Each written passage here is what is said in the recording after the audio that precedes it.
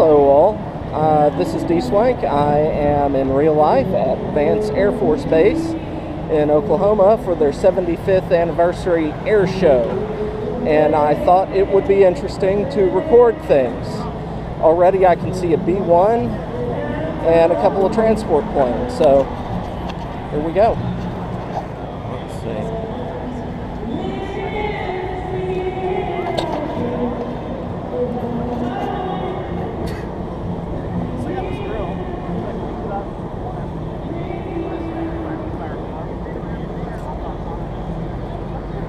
Remember going inside the B-1 when you were little? Going inside it? Yeah. No, I remember the simulator. Do you remember when Mike and I and you and Mikey rode down the flight line in the official Air Force vehicle to the... No. Okay. Was this over in Amarillo? Yeah, I think so. Abilene, yeah. I don't remember any of that one. Okay. He was awfully little then. Yeah. Well, Mike was talking and going on and started using Air Force language, and he stopped and he looked back, and you and Mikey were like, words like that Mom said we're not supposed to use. He's like, oh, sorry, I forgot he was in the car. Oh, that's cool. That'd be what I'd want to do, get up in a black airplane in the sunshine in Oklahoma.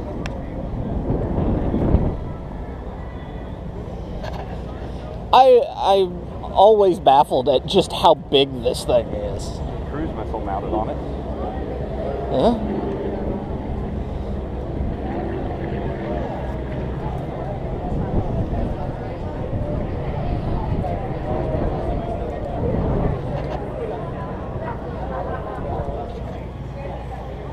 It's huge.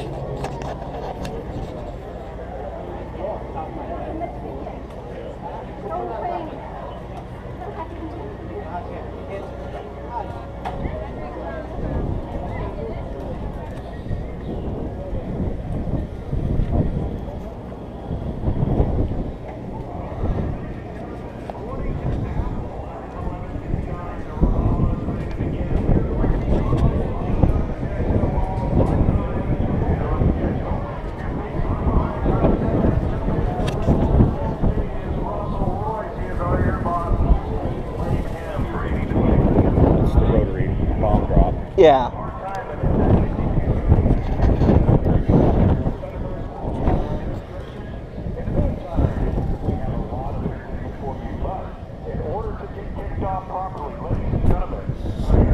In order to get kicked off properly. Yes. Those are going to be flare and or chaff. Yeah.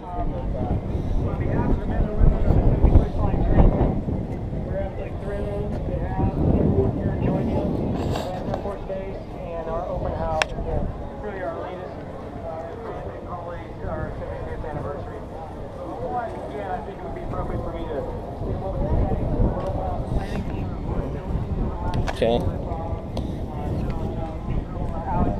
Yeah, from here you can't make out the Osprey on this camera.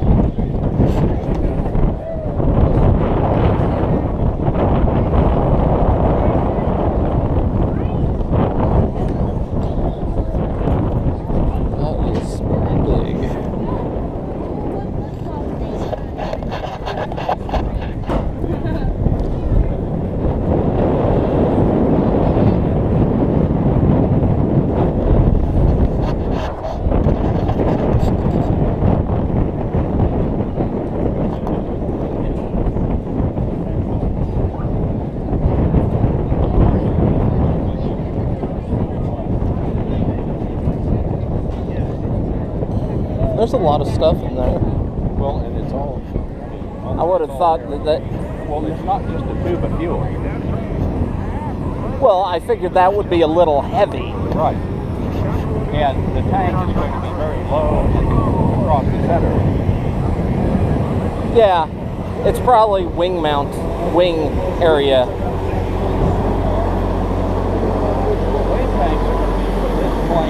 No, I mean, where in the aircraft that it's mounted, it's going to be about where the wings mount on, because that would be sent where the lift affects the tube. So come on over to the X1 Supercar and check out the Airshow.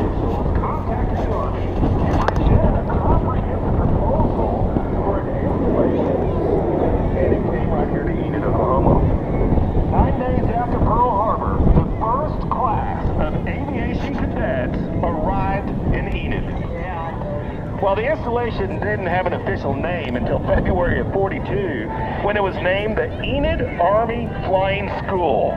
1 year later, the name was changed to Enid Army Airfield.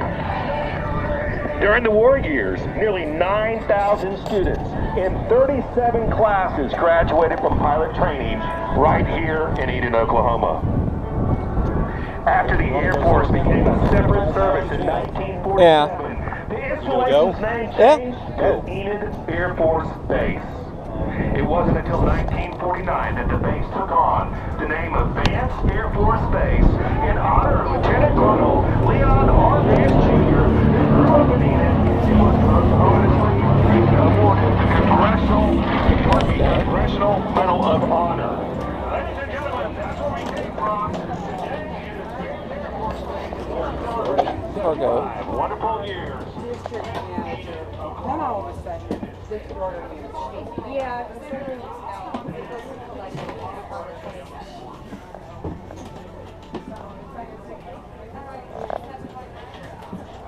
Auxiliary power unit.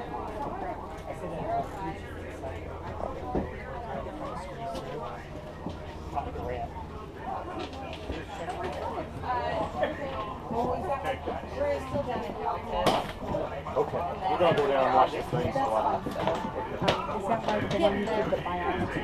But it certainly saw plenty of action, if you will, right here at the Air Force Base. That's right, that's where they first began to fly in, a lot of the pilots here, before they stepped up into some of the other training aircraft, before they stepped up to the ATs, before they stepped up to the fighters. They may have started in a plane exactly like that.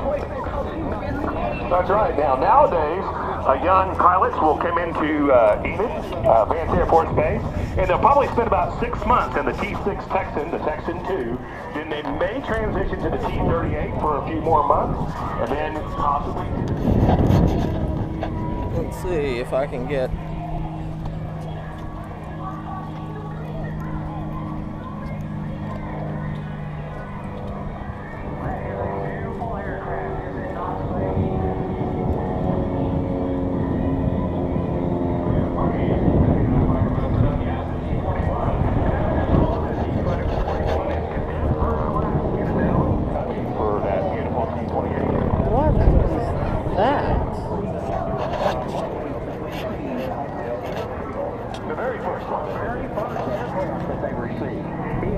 Got it by accident from Oshkosh, Wisconsin.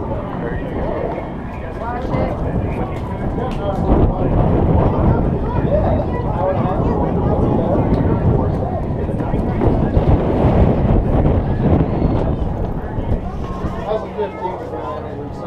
Oh, were you?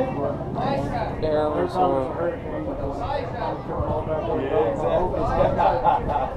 Nice little vacation. Yeah, it's not bad. How the desert sucks. Oh, yeah, exactly. How you guys doing?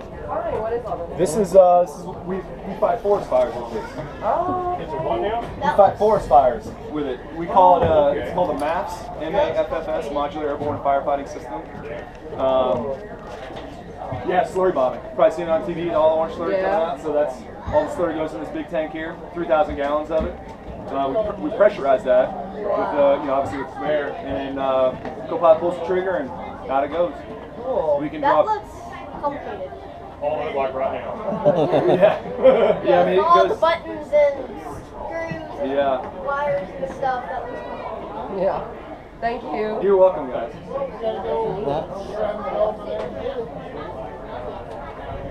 So you're the Wyoming card group? Yes, So sir. I'm gathering. Okay. I know more of the Springs guys. Oh, do you? Yeah.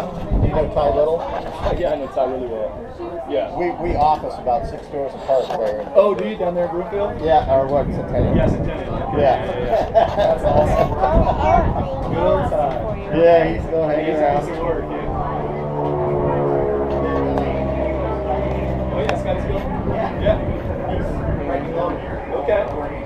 Sure. Yeah. He's a good dude. Yeah. 30.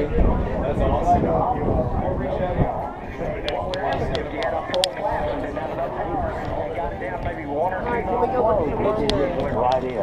Yeah, we did. We've gone from the slow movers, the reciprocating aircraft. We're getting into the jet age now. Kind of in between, we threw some bombers in there and some light attack bombers, the B-25 and the A-26. Now, the B-25 technically did spend some time here, but the A-26 did not. Okay. People may remember and may recall Jimmy Doolittle, who took a group of pilots,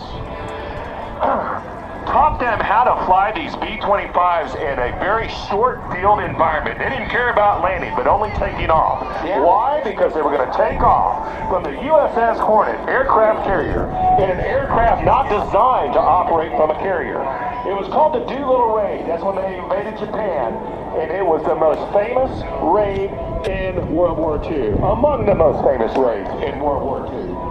So here we go, folks. We're going to recreate exactly what they did. These bombers took off from the USS Hornet, flew at very low altitudes under the cover of radar, got over the target.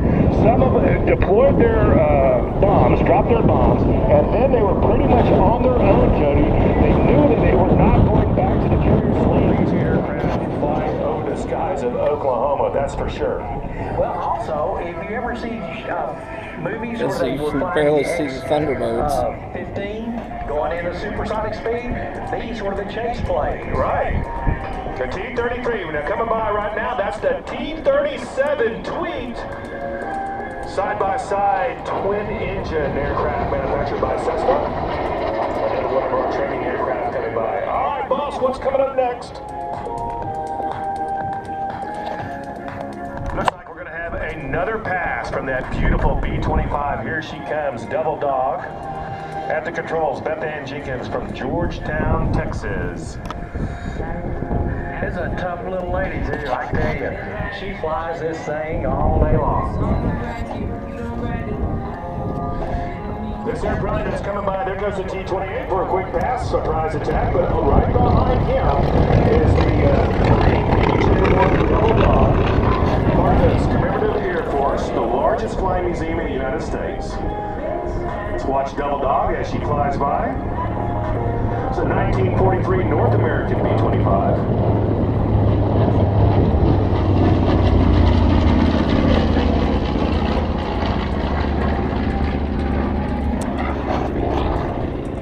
Here comes that A-26, based right here in Enid, Oklahoma. Lady Liberty, affectionately known as the Invader, the A-26 Invader. Let's listen to that wonderful, wonderful sound of freedom. The sound you're hearing comes from a pair of Pratt & Whitney R2800 radial engines. They provide 2,000 horsepower each, making this a famous radial roar. That's right. USA Pratt & Whitney.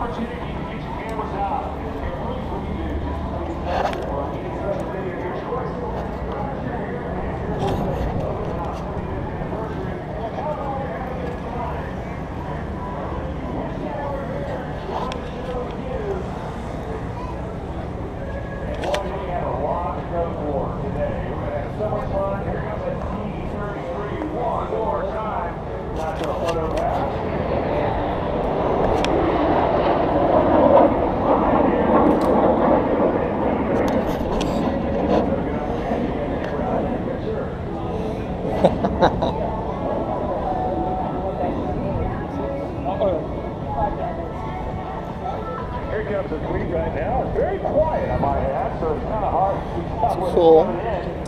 Well, here she goes. D37 Tweet.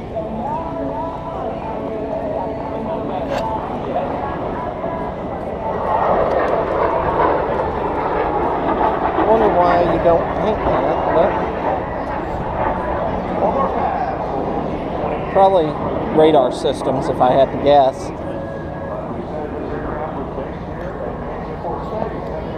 Which F-15 is this one?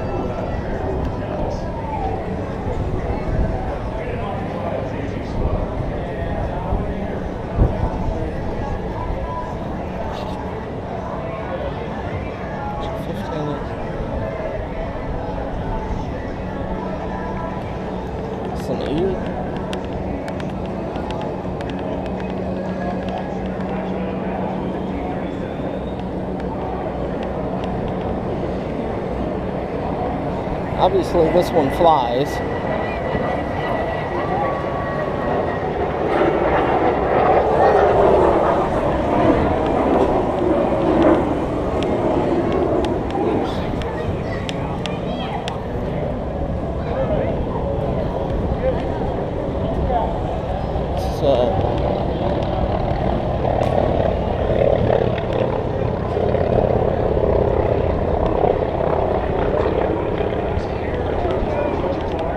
Tube.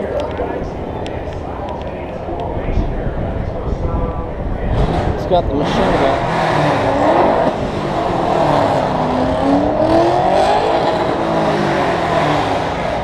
Somebody's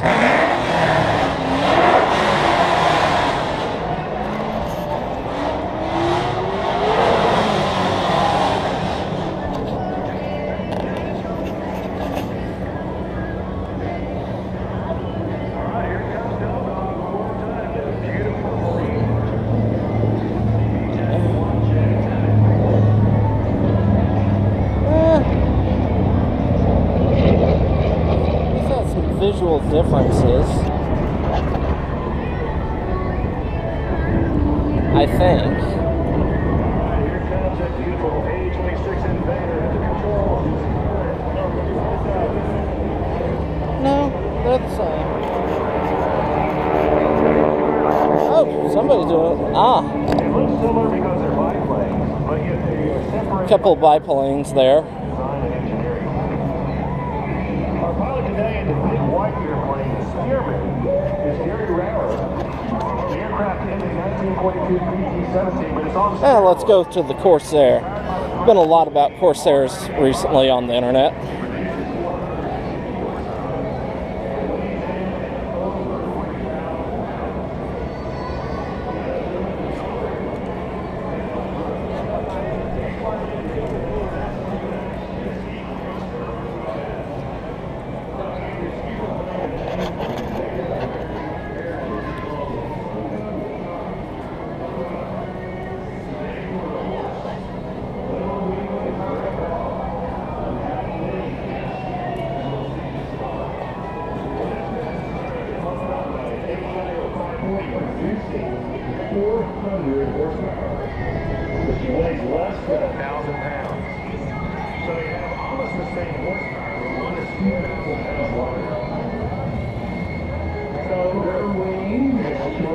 That's right.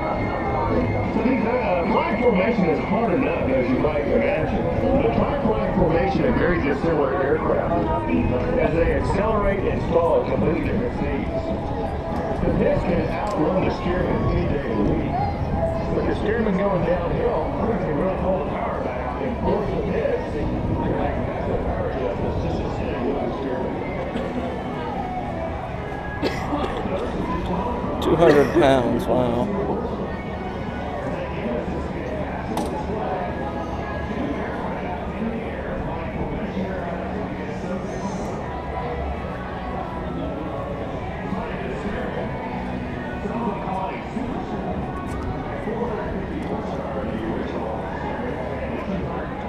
biplane. Especially when it's real hot. Aircraft can have problems, and these pilots are number one on safety. If there's anything at all that does not feel right, they will not fly their routine. Yeah, it's all fine. We're going to get them back on the ground. It's probably has something to do with some temperatures in the oil tank for the pits. Best guess. But we'll get word from the air bosses and see what's going on there. So we apologize that we're not going to get a chance to see Gary and Buck with their formation aerobatics. We'll give you word when we get word. In the meantime, we're going to taxi these aircraft back to the pits, launch our T-28 Trojan Flyers, and move on with the show.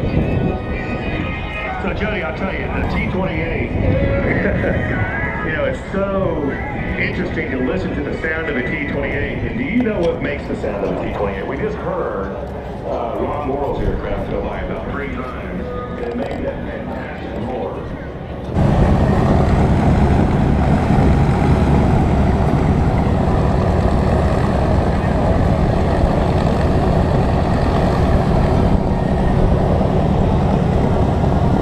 Can't really zoom, unfortunately.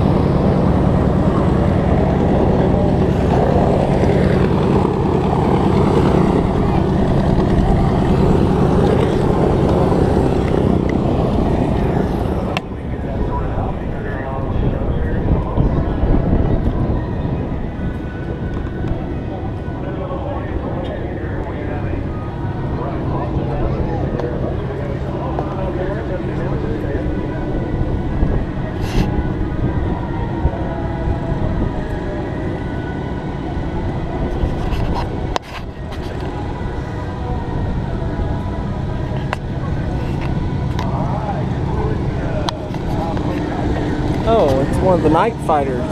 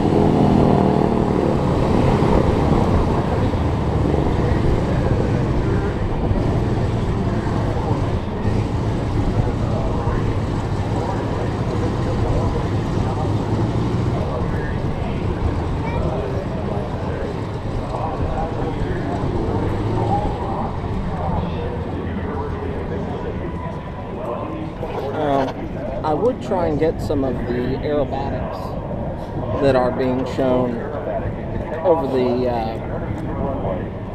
runway, but I don't think I'm going to be, I don't think the camera is physically able to get that picture. So most of this is all going to be just me recording the static displays, though a couple of these static displays have been flying, so.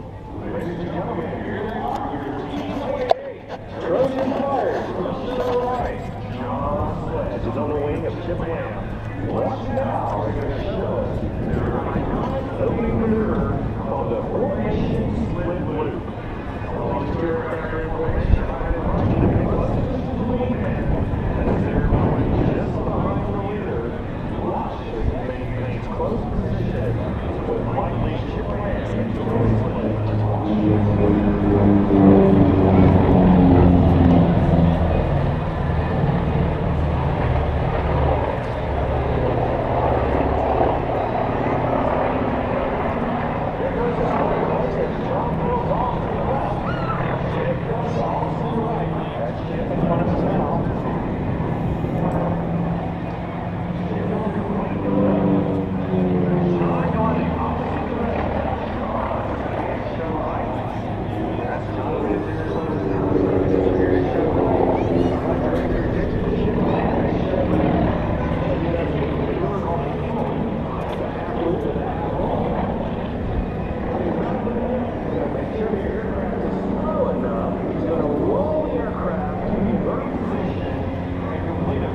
fasten whenever possible. Let's watch.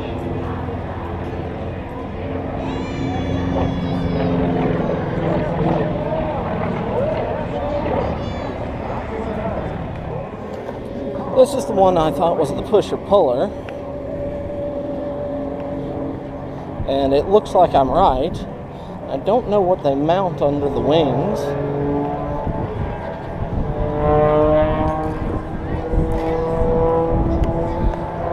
And then we have the Huey. Hueys are bigger than I thought.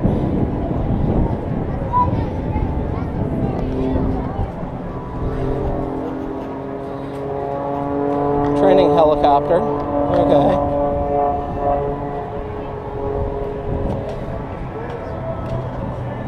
We'll go around it on the other side. Then we'll take a look at Devil Dog and Lady Liberty.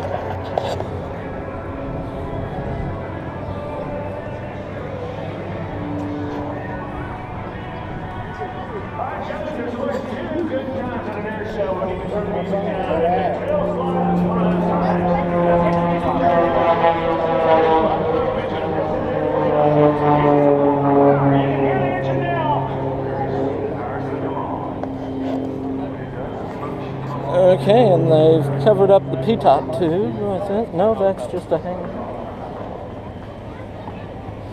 And then over to the other aircraft.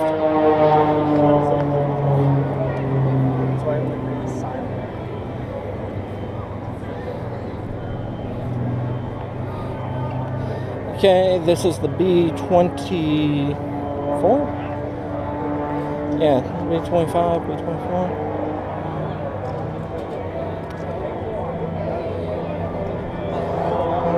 All of the guns.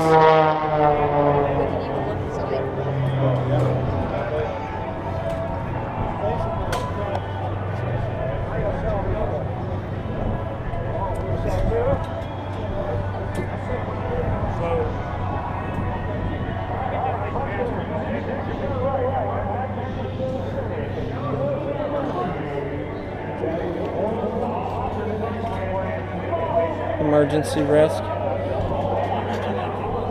Bombay door.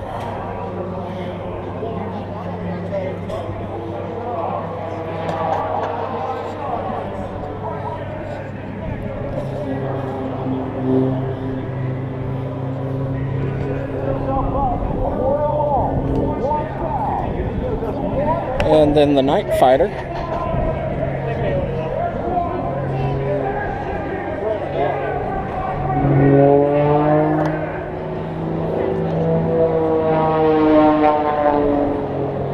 We've got 1, 2, 3, 4, 5,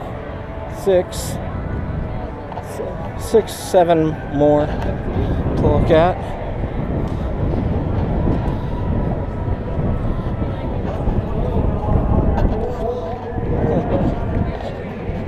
Oh, I didn't realize this was a bomber as well.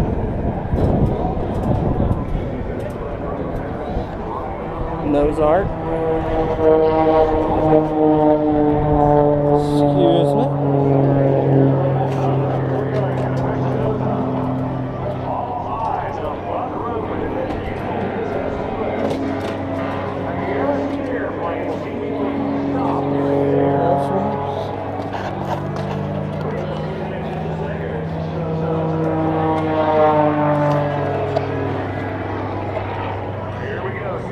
Just so y'all know, it's like 106 or so air temperature with tarmac and everything else, probably bringing it up to at least 110, if not more.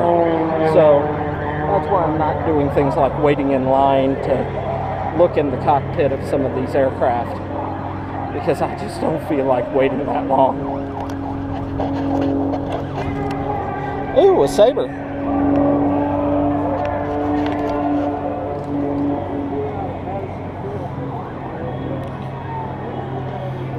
Machine gun.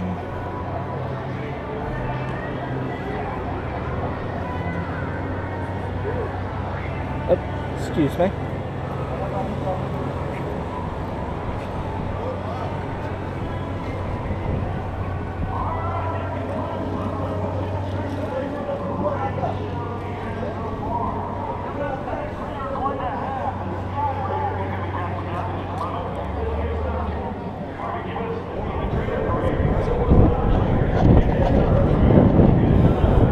pretty sure this is a Texan trainer.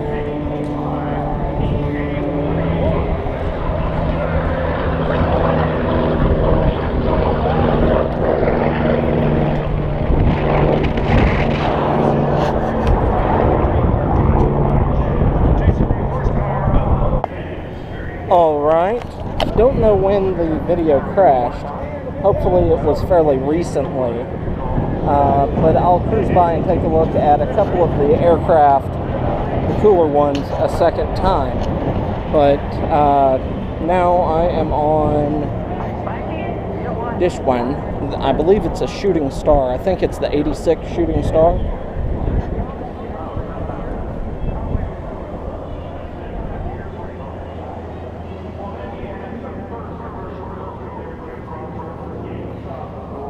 And I can't really get over to any of the ones past those three. But, and only one of those looks vaguely interesting to me. Oh, one. Oh, that one's been flying recently. That was one of the ones that was flying recently. That's pretty much the entire show. I don't think I'll be able to get any of the actual aerobatics because there's that ground attack plane flying by, and I don't know if you could see it at all. So I will see you next time. Until then, bye-bye.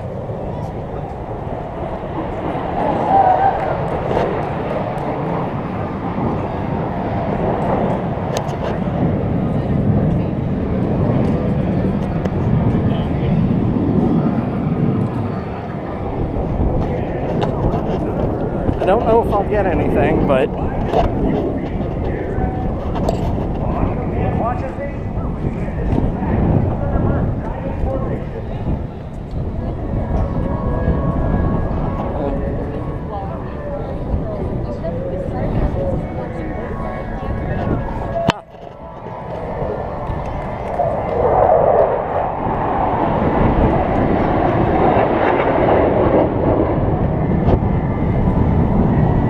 I got that one.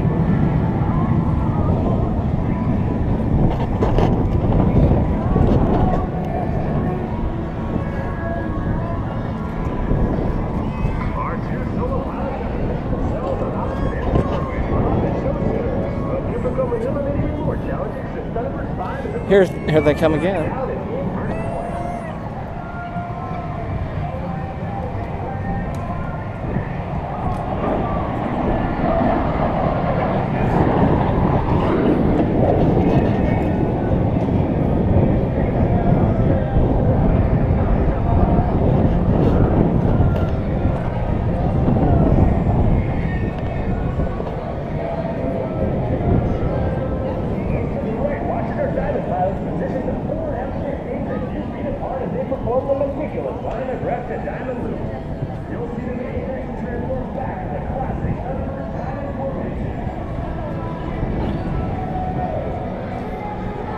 Oh, there they are.